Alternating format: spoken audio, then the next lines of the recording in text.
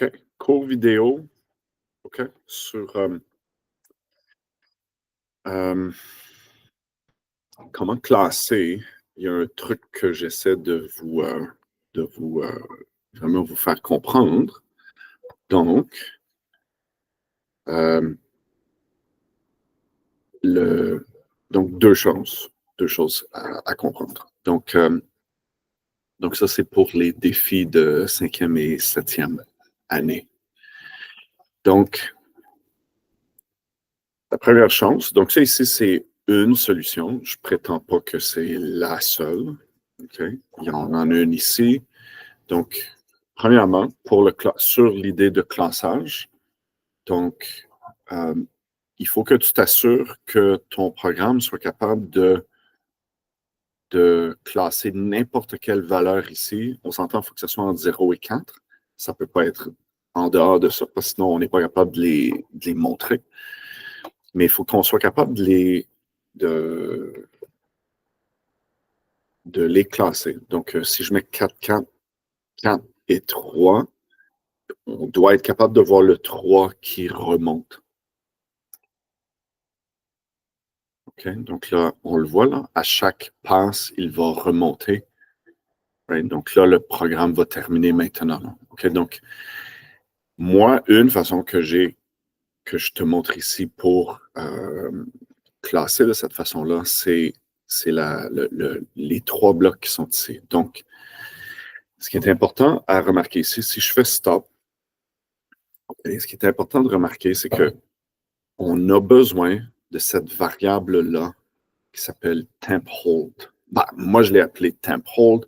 Tu peux l'appeler n'importe quel autre nom. Là. J'ai un élève qui l'a appelé X. Ça fonctionne. C'est pas le nom tant que ça. Il faut juste que ça soit un nom logique. Une bonne pratique, hein, comme j'ai dit souvent, c'est de donner des noms aux variables qui indiquent qu'est-ce qu'elles font le plus simplement possible, là, avec le moins de mots possible. Donc, temp hold, OK, c'est une variable qui nous permet de garder de façon temporaire la valeur de A. On aurait pu l'appeler temp hold A aussi, là, ou temp A, temporaire A.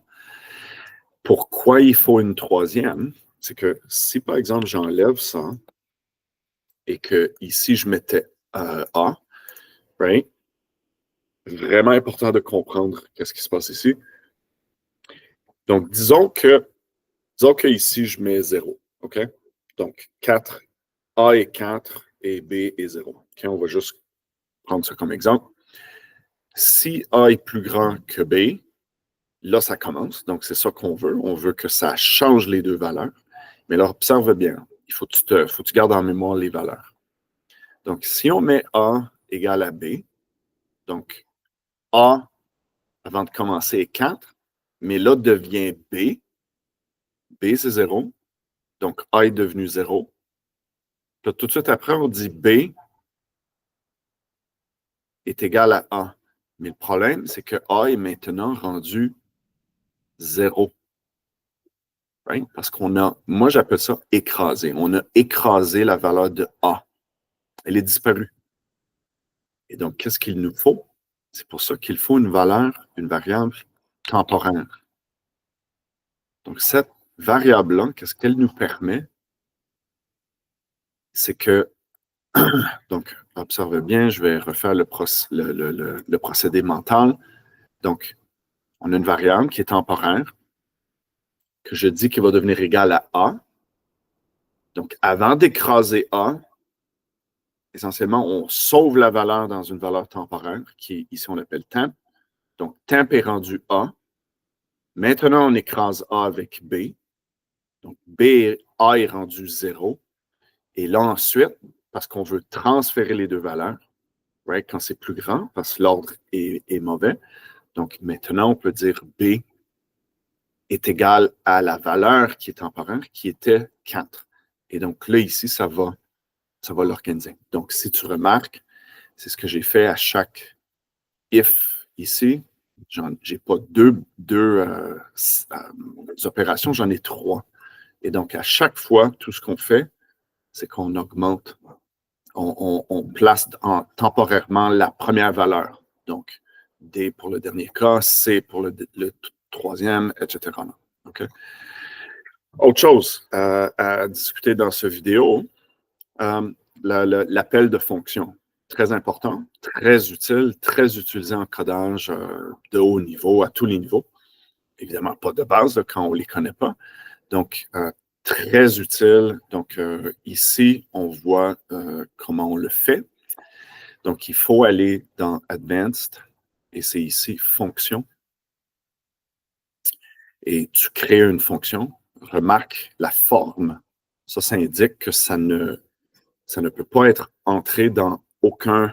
Donc, si je crée cette fonction-là, juste pour avoir un exemple, tu vois, elle n'entre nulle part. Right? Je ne peux pas l'entrer parce qu'elle n'a pas la bonne forme. Mais à quoi ça sert à faire ça? Ben, ça sert à la chose suivante, qui est très utile. C'est que souvent, dans un programme, on a ça peut être de grandeur variable, ça peut être très petit, qui va se répéter souvent, ou ça peut être de grosseur assez grande, qui va se répéter seulement quelques fois. L'idée, c'est qu'on essaie de créer des codes, des programmes qui sont faciles à lire, à interpréter et à comprendre. Quand on a des choses qu'on sait qu'on va devoir refaire fréquemment dans notre programme, c'est un bon endroit pour utiliser ce qu'on appelle une fonction. Donc, ici, dans mon programme, dans OnStart, j'ai besoin de montrer tous les LED, faire une pause et ensuite de nettoyer l'écran. J'aurais pu tout simplement mettre tout ça ici, là. OK? Mais le problème, c'est que je le veux aussi à la fin ici. Et donc, pour simplifier mon programme, ce que je fais, c'est que j'appelle la fonction, moi je l'ai appelée show. Encore une fois, tu peux modifier le nom en autant que le nom soit logique, que ça indique ce que tu veux que ça fasse, ce que tu penses que ça fait. Ça, c'est une autre chose. Des fois, on a une idée puis on l'a mal fait. Ça, c'est tout un autre défi. Right? Donc, le nom, en tout cas, choisis un nom qui est en fonction de, no pun intended, de ce que tu essaies d'accomplir. Et donc, si tu vois ici, mais ici, on fait un appel. On appelle la fonction. Et donc, la fonction, là, elle, je peux l'imbriquer dans mon programme. On voit la forme. Right? Et donc, imagine un programme qui est beaucoup plus complexe. Je peux avoir plusieurs endroits où je vais appeler une fonction comme ça. Et sans blague, j'exagère vraiment pas ici. J'ai fait assez de codage pour te dire ça, bien que ça ne soit pas aussi avancé que des gens chez genre Microsoft ou Facebook, etc., Meta. Là. Mais dans un vrai programme professionnel, là, on fait souvent des appels de fonctions. C'est juste une belle façon de créer un code clair, facile à comprendre, limpide. C'est un peu exagéré limpide, mais ça aide à comprendre le programme quand tu vas y revenir pour le débugger. OK?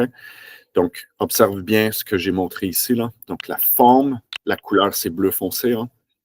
Et là, quelqu'un ici pourrait arguer que j'ai tout simplement besoin de mettre ce call-là en haut. La personne aurait raison. Ça fonctionnerait tout autant. Allez.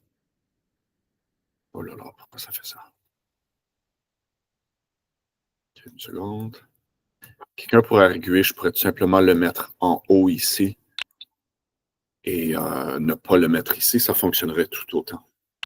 Okay, je peux l'enlever là. Okay, donc, ça devrait fonctionner si je passe en. Right, donc là, on a 4, 0, 4, 4 et 3. Okay, vous voyez, ça les a classés. OK? OK, donc ça fonctionne bien aussi. Donc, encore plus élégant de la façon ici.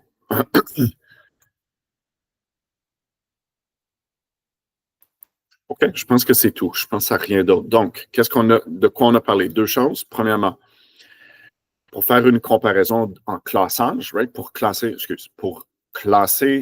deux items numériquement, tu as besoin d'une troisième variable qui va être une variable temporaire pour ne pas qu'on perde la valeur de la première variable.